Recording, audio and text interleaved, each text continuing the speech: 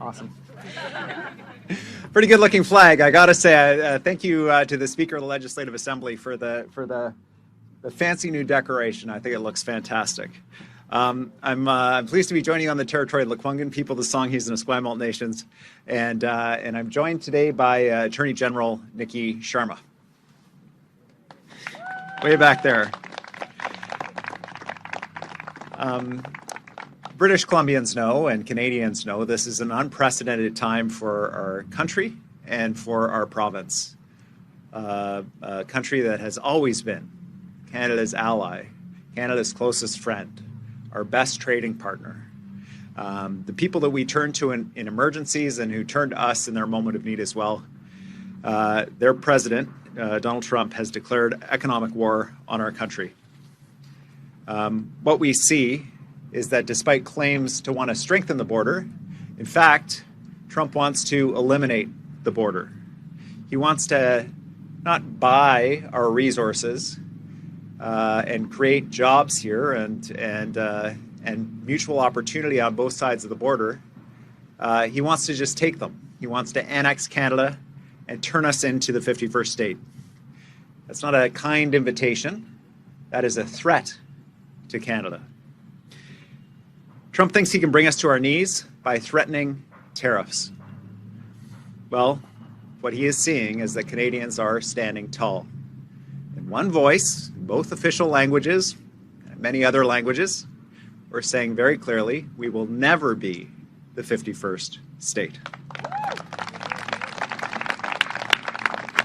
Canadians are united in our vision of Canada as a democratic and sovereign nation that makes its own decisions.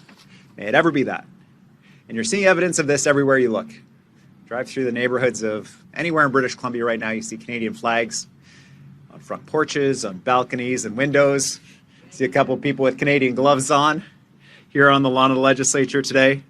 People checking labels to make sure they're buying products from BC and Canada. Now, the chaos and the swings back and forth, the tariffs are on, the tariffs are off, the threats, the orders rescinded, put in place. It's all a deliberate tactic to weaken our resolve, and it will not work. We're going to protect British Columbia's workers and families and businesses, and we're not going to stop. I'm here to share that we will be introducing a new law in the coming days to respond to this historic challenge. Unprecedented legislation. It will include such countermeasures as allowing the province to apply fees to commercial trucks that transit through British Columbia on their way to Alaska. If passed, it will provide legislative authority to remove internal trading barriers that stop us from trading with our partners and friends from coast to coast to coast. Among other authorities, the legislation will give government flexibility to respond rapidly to executive orders from the President as they arise. It will also assist us in developing the long-term solutions that we need to ensure our economy grows, and that although we face this threat right now, we will come out the other side stronger, more united, and more prosperous than ever.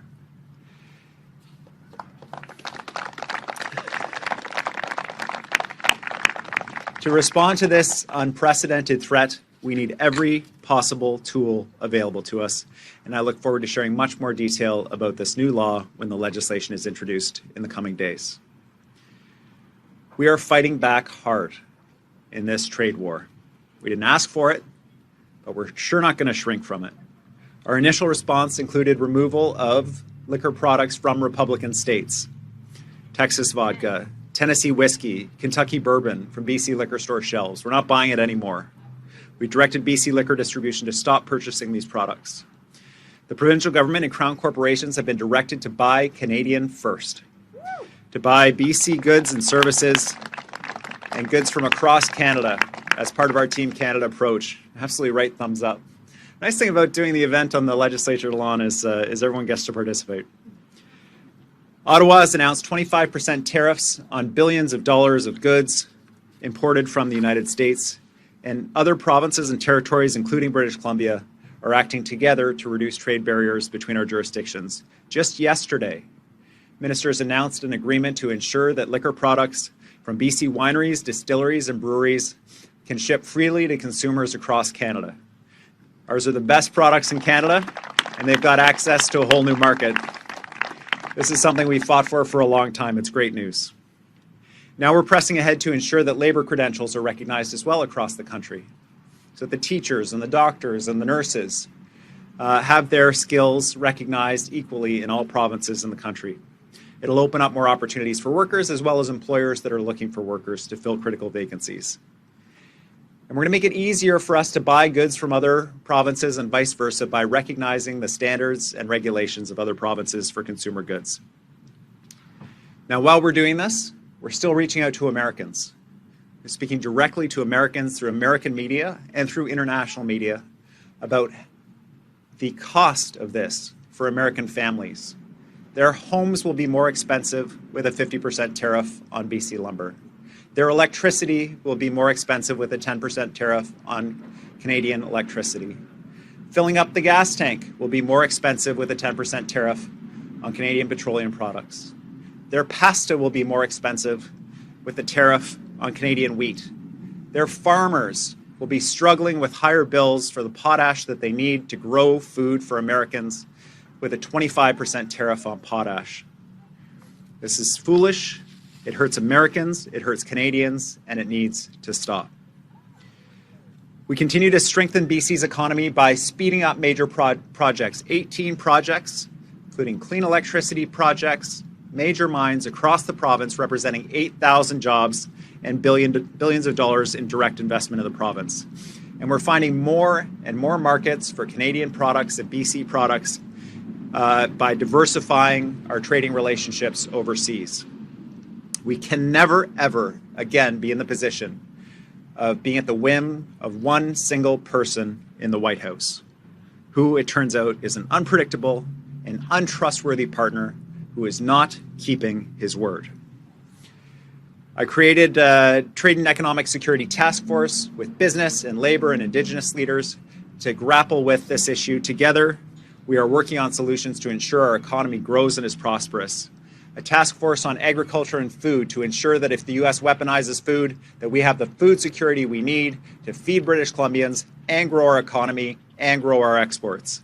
A BC Softwood Advisory Council for one of the most vulnerable sectors to this unjustified and bizarre trade war where Americans are, through the president, are trying to make their housing more expensive. Our Softwood Advisory Council will assist us in moving products to new markets and dealing with these unjustified tariffs. And finally, a new cabinet committee is coordinating this work across government. We need all hands on deck.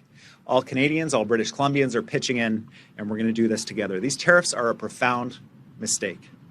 They hurt people on both sides of the border. We didn't ask for this trade war, but since one has been imposed on us, we're sure going to fight back.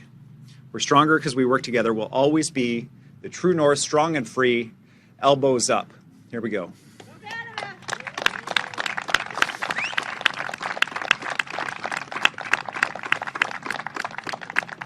Happy to take questions from the media. Reminder to callers on the line to press star 1 to enter the queue. We will start on the ground with Keith Baldry, Global BC. Thanks, Premier.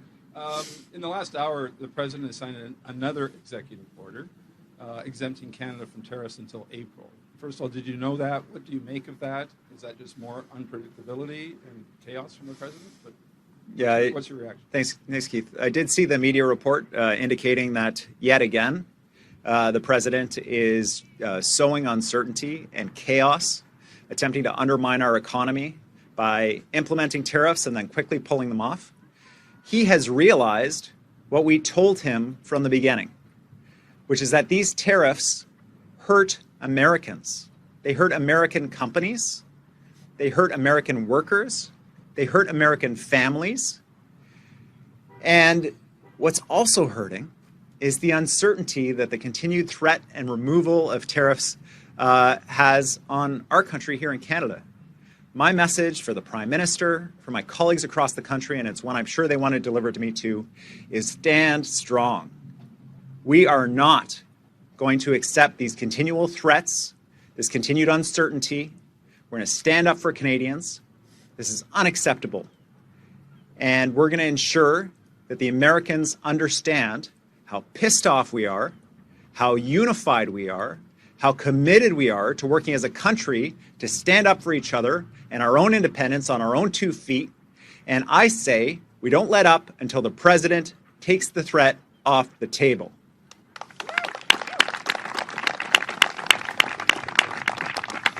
We're going to go to Keith Baldry with a follow-up.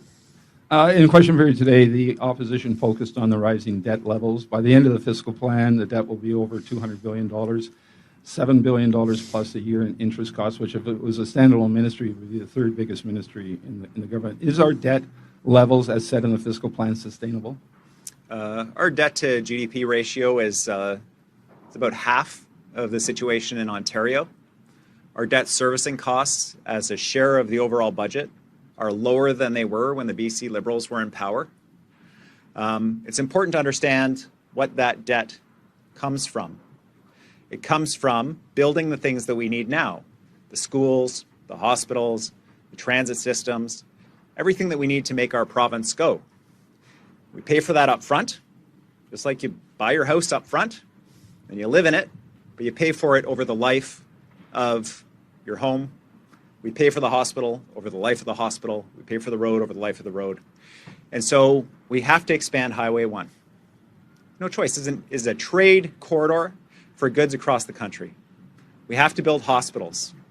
For almost a generation, the province didn't build hospitals. Lots were promised, none were built. And we see what's happening now in our healthcare system. We have to build the schools. We added hundreds of thousands of people to the province of British Columbia. Those kids need schools to go to learn so that our province is stronger. These are not optional things. We're doing it in a responsible way. We're making sure we're building this for a future generation. We're keeping track of our debt to GDP ratio. The finance minister is committed to ensuring we're reducing spending on administration. But building these things is not optional. British Columbians need them. And particularly right now, this kind of infrastructure provides jobs and support for people whose jobs might otherwise be hurt by the uncertainty caused by this tariff threat. Another question from the ground. We have Rob Buffum from CTV. Well, hi, Premier. I have a question on behalf of a colleague who wants to know about, BC's response to these tariffs, which sound like at the moment they've been put on pause to April 2nd. But their question is things like the interprovincial trade barriers that are going to get impacted or removed, and the thing you announced today about trucking fees. Are those going to be permanent or are those temporary measures? This legislation will enable us to respond. It will enable us to be able to put that additional cost on trucks going from Washington State to Alaska. It will enable us to respond to remove internal trade barriers and not wait for other provinces to recognize us to move independently. And so this enabling legislation gives us a set of tools that we can deploy very quickly to respond to a rapidly escalating and changing situation. And it's a vital piece of legislation for us to be able to do that. And a follow-up from Rob. Yeah, I'm just wondering, as we've talked about in the last hour or so, there's been a change of plans, and that's probably the 3rd or 4th time that's happened. How permanent or how deep will the cut to our relationship with the states be going through this? It's been 5.5 weeks. We've got 4 years of this ahead. How badly fractured is our relationship, not with the American people, but just with another state being damaged here, and how permanent is that damage? Yeah, I think there are 2 relationships to talk about here. One is our relationship with the American people. We got friends and family and relationships that have gone back for generations across the border. We love our American family members. We love our American friends. That relationship will endure and will always be strong. It's people-to-people relationships that come from living in harmony for about 200 years. The other relationship is the one where we trust that the people in the White House and in the Congress will make decisions that reflect the nature of the reality on the ground. And that trust is gone. We will never again put ourselves in the position of being so dependent on the United States. This is something that's been flagged for politicians for generations, and I don't blame them. It's hard to imagine that we would come to this place where our closest friend and ally turned around and stabs us in the back. But it's happened, and we can't ignore that. We need to structurally change the way we do business within the country, so we're buying from each other, supporting each other, and that we're buying and selling to other countries other than the United States. We just can't be in the same position again. The relationship has been changed forever. Next, Katie DeRosa, CBC. Minister Anand had announced also a cross-border agreement on alcohol sales. And so since BC has also agreed to that, how will the BC government remove markups on Canadian alcohol outside of the province? And if so, when will that happen? Yeah, we're working with our colleagues across the country to ensure that BC products have access to other provinces and vice versa. This is something we've been advocating for a long time. We reached an agreement with Alberta to be able to do that. We work with each other's tax systems to be able to enable it. It works very well. Albertans are enjoying delicious BC wine, and British Columbians are enjoying selling it to them. We look forward to selling our wine to Ontarians and Quebecers and Nova Scotians and Newfoundlanders and the proud people of PEI right across the country. There's lots for them to enjoy here. And Katie?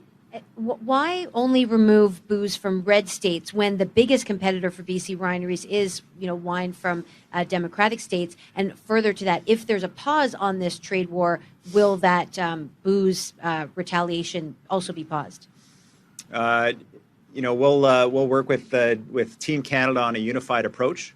But my inclination is no, the products stay off the shelf. They're not going back on the shelf until the threat is gone. And our actions and our responses will not stop until the threat is gone. And even after the threat is gone, we will redouble our efforts to diversify our markets so we're never in this position again. We focus on Republican states and their products because we know who's doing this to us. We know who's enabling the president to attack us. And it is the Republican politicians who are standing by silently as companies in their jurisdictions, the people that they swore to represent, are hurt by these tariffs, as the people who live in the communities that they swore to represent face more expensive homes and gas and electricity and products on the shelf, including food, after campaigning that they were going to lower costs. So we're sending a message to those allies of the president. We see you. We know you're the ones who are doing this to us. Stand up for your constituents. Deliver a message to the president. These tariffs hurt everybody. And if they do that, he will stop the tariffs. And then we can all move on to a better place of being able to try to reestablish some sense of normalcy in our relationship at the political level. Next, we have a question from Rob Shaw, Check News. Hey, Premier, outside of credentials and alcohol, could you give us a couple examples of what BC does to products from other provinces that come in here that contribute to the interprovincial trade problems that your legislation is going to solve? Sure. So you talk about the two major categories that people talk about all the time, but some of the challenges we've had, for example, are in relation to selling our electricity to our closest neighbors, to Alberta. Alberta has its own regulatory scheme with different private providers on the other side of the border. And we're engaging in conversations with them right now about how do we harmonize those standards to be able to support Albertans with their goals of cheap, reliable electricity, reducing carbon pollution and other goals that they have, and support British Columbia in our goal to reduce our sales to the United States and support other Canadian provinces. The credentials one is a really important one. We're talking about doctors and nurses and teachers and others being able to move across the country. But each province also has its own standards around food, for example, around food preparation, safety standards, around different requirements that need to be met in order to be certified to be able to sell in different venues in the province. While we have addressed many of the issues related to consumer goods, ensuring that frozen pizza that's made in Nova Scotia is able to be purchased here in British Columbia and vice versa is part of the work that we need to do. Under the free trade agreement federally, we recently removed prohibition and a restriction on investing in fisheries in British Columbia. The restriction was put in with good intentions of ensuring that British Columbians are in control of our own fisheries It has the impact of restricting investment in the fisheries sector because there are investors in other provinces that want to invest in BC fisheries, and so it impacts the fisheries sector. Many of these things are very nuanced and detailed line items that key industries are well aware of and frustrated by, but are invisible to consumers, except that they do drive up costs for consumers. This will reduce costs for consumers. One other example I'd like to give is TELUS, who's headquartered here in British Columbia, is not able to access internet infrastructure in Ontario and Quebec, and yet Ontario and Quebec firms are able to access internet infrastructure to resell it here in British Columbia. Having a uniform set of standards for internet service providers across the country to access that broadband will reduce costs for consumers and provide a level playing field. Back to Rob Shaw for a follow-up. Just a double parter here to follow that up. We have marketing boards on eggs, dairy, chicken, meat that prioritize BC products on shelves over other provinces. Is your intention to do something about that to level a playing field on the store shelves? And then also, Doug Ford today announcing a 25% tariff on electricity to the Americans from Ontario. Are you considering, what's your response to that, and are you considering that here? Thanks. On agricultural goods and the marketing boards, one of the things that we've seen in the United States is a shockingly high price of eggs as a result of the fact that they don't have the same kind of protections for consumers that we have through the Egg Marketing Board and the impacts of the bird flu on Americans. The egg marketing boards and the chicken marketing boards and the dairy marketing boards and all those are national food security initiatives and are consistent across provinces. Initiatives that we brought in here in the province, like the Vitalis milk processing plant in Abbotsford, it's under construction right now, is increasing milk quota production for farmers all across Western Canada to be processed at this factory in Abbotsford to make things like baby formula and nutritional bars and that kind of thing. Anything that removes those barriers and assists with supporting the country, we're committed to do that. But we can see as Canadians some of the significant and positive impacts of things like support for egg farmers when we see what's happening in the United States right now in relation to the price of eggs. Oh, yeah. I understand that Premier Ford has proposed a 25% tariff on electricity for Ontario. We'll work with Premier Ford, with the Prime Minister, and the Team Canada approach to ensure that if we are looking at energy export tariffs, that it's done in a coordinated way across the country. We are highly integrated with the U.S. electricity system, and it will definitely send a strong message to Americans. But we've got to do it in a coordinated way, and I look forward to working with him and the Prime Minister on initiatives like that. Next, we have Alec Lazenby, Vancouver Sun. Hi, Premier. Just as a follow-up to that electricity comment, you talked yesterday about contingency planning because of cuts to the major power administration that covers the Columbia River. I know we also do import some of our electricity from the U.S. in down years. How would the tax on electricity exports impact all of that, given that we are reliant to some degree in some years on U.S. electricity?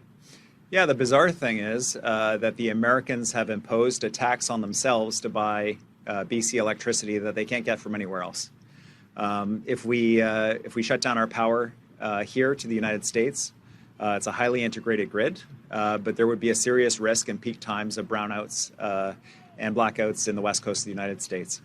The contingency plans, though, for Canada and for British Columbia to do that are not particularly attractive. We can keep the lights on, we can keep industry serviced, no question.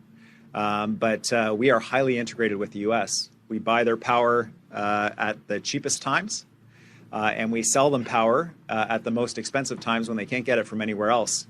And we made almost $1 billion selling electricity to the United States last year. So it will have significant rate impacts on hydro payers here, and the results are I will say, mixed for British Columbia of taking those actions. That's why we've got to ensure that we're taking the steps in concert with Ontario, with the federal government, and doing it in a coordinated way. And we ensure that we're protecting British Columbians as we retaliate against the Americans and send a message to the president.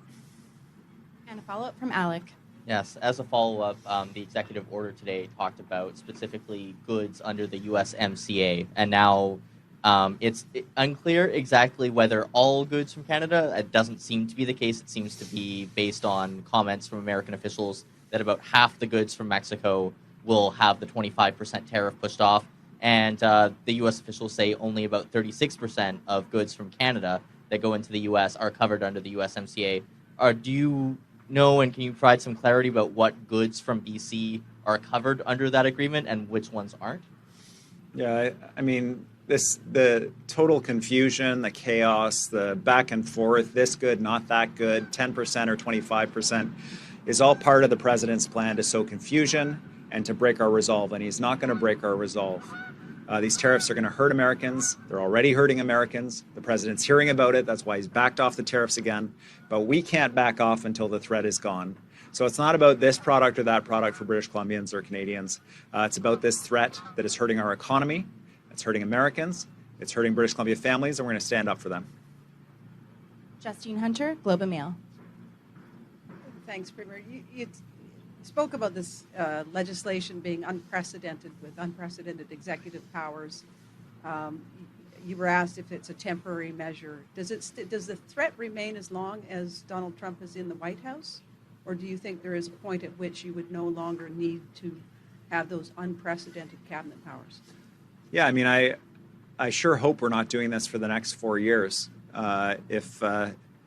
If nothing else, you'll get to keep rolling out the same news stories and reprinting them again and again as the same thing happens over and over. It'll be like Groundhog Day with the president.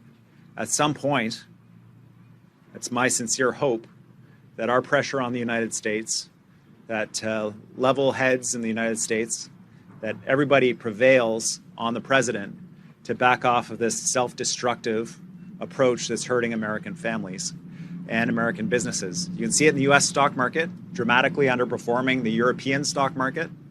That uncertainty, that damage to business in the United States is being caused by the president's tariff threats. And so my hope is that he backs off. But in any event, the authorities that we'll be introducing in the legislation will be time limited and will ensure that we're able to respond quickly, but that for the long term, the reforms that are implemented are passed in the usual manner into law in British Columbia so that we benefit from this for the long term. Follow-up from Justine. On interprovincial trade barriers, ministers have been meeting for decades about how to get rid of them. But are those measures that you're bringing in this spring, do you regard them as temporary or are they permanent? Do we go back to a world where provinces are installing barriers to protect their own industries? No, the reforms we'll be putting in place are permanent, and our goal is a permanent restructuring of trade across the country so that we're never in this position again. Les Lane, Times Colonist. Well, Premier, thank you. The tariffs, I think it's on, off so far now. And the confusion and the details about the application that Alec was talking about, I'm wondering what is going to be the exact trigger when you decide on the provincial retaliation measures apart from liquor? Well, I'm very reluctant to speculate, Les, but I think the hope that we all have is an abandoning of this tariff threat from the President of the United States and a commitment to sit down at a real negotiating table with Canada to negotiate the concerns that the President has about the CUSMA trade agreement that is the one that he negotiated last time. Sitting down at a table like grown-ups, talking about trade issues, addressing those trade issues together is what we need to get back to, and what I hope we can get back to as quickly as possible. Follow-up from Les. And people have been advising that the retaliatory measures, at the end of the day, they land on the consumers, as you've mentioned in the U.S., but the same holds true here. It lands on British Columbians. Would you consider preemptive retaliation to cope with what everybody acknowledges is the damage caused just by the uncertainty, let alone the tariffs? I guess the best way to say it, Les, is I understand that the president is withdrawing some or maybe all of the tariffs effective today that he put in place against Canada, and I do not support us putting U.S. liquor back on the shelf. I think that Canada should continue to impose tariffs on the Americans. I think that we should continue our pressure on them until they agree to sit down at the table and remove the tariff threat from Canada. The uncertainty is devastating to the Canadian economy, and it's also devastating to the U.S. economy. How do you make a decision about expanding your manufacturing plant in the States if you don't know what you're going to pay for aluminum and steel? It's hurting everybody. We got to move on. Drew McLeod, the Tyee. Yeah. Hi, Premier. One of the things that came up after the budget was that a great way to strengthen the economy is supporting childcare, and that while there was good progress from the government after 2017, it seems to have somewhat flatlined. How committed are you personally to universal $10 a day childcare and moving forward on that? Yeah, childcare has been a significant economic program for the province. It's resulted in the province leading the way and women returning to the workforce and joining the workforce in British Columbia.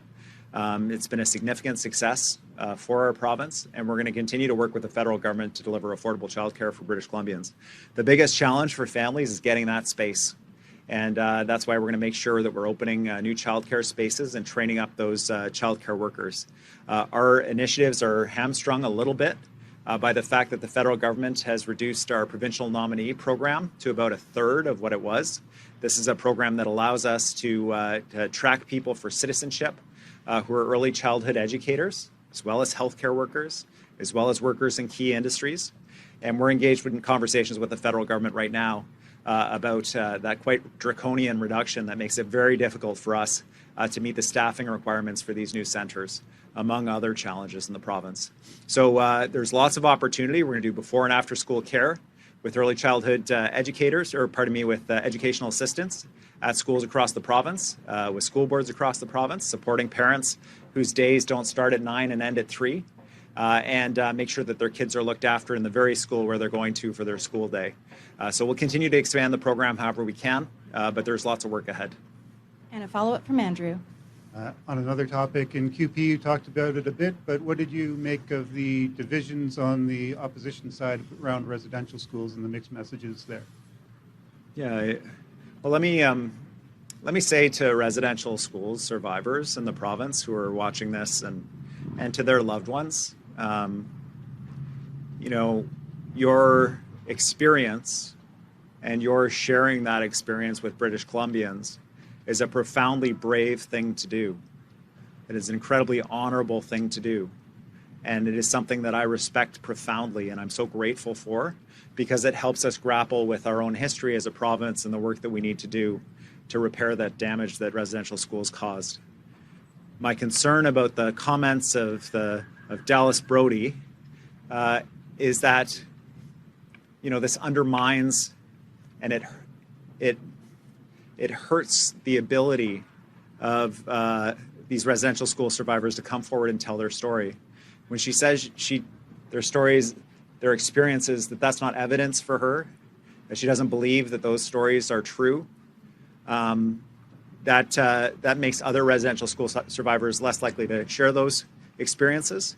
And their loved ones who know the stories of residential school survivors who have passed away, it makes them less likely to want to share those stories, which hurts all of us in terms of not being open about our history, not understanding our history, where we came from and where we need to go. I want to thank Peter Millibar, never thought I'd say that sentence, for standing up for the right thing on this, for speaking out in Kamloops on this and standing up for residential school survivors. I want to thank Alia Warbus for standing up and conducting herself with dignity in this moment. It's got to be a profoundly hard thing to do. And I just, as the leader of our party, that would never stand. Would never stand. And this is a moment for John Rustad to be very clear about where he stands on this. He's been missing in action on this. He says there's a big tent Well, a big tent that has space for racism is not a political tent. That's a circus tent. And he's got to kick the clown out of the tent. And if he doesn't do that, then I think we know exactly what kind of a leader he is.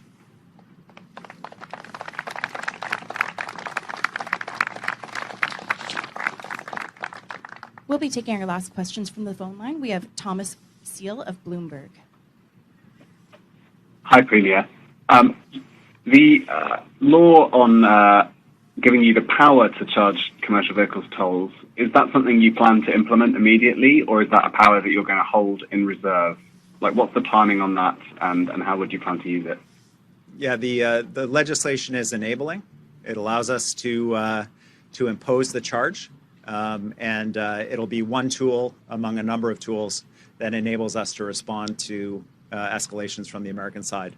It will not be implemented immediately, but we will have it available if it's required. And we'll go to Thomas for a follow-up. Thank you. I just wondered if you'd looked at the kinds of numbers of trucks and how many trucks and what kinds of fees you would think about charging, just to give us a sense of how significant a measure this is. Yeah, this is a relatively small number of trucks. There's not a ton of people that live in Alaska. And I would say it's an incredibly unfortunate thing that we have to consider. This is a state that we worked with to help build the Alaska Highway. You know, we share so much with Alaskans here in British Columbia. Their state borders ours for quite an extended run there up in the Northwest. And Americans who live in Alaska and Canadians who live in British Columbia in the Northwest have incredibly close relationships back and forth.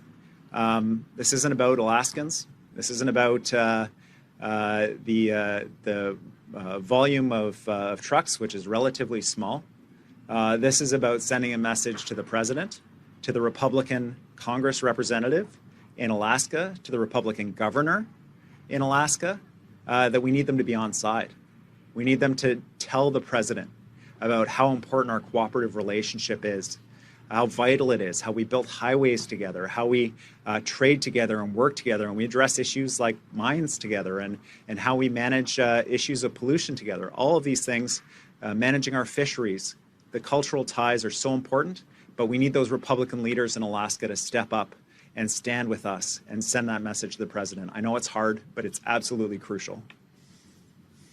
That's all the time we have for today. Thanks, everyone, for joining. Thanks very much.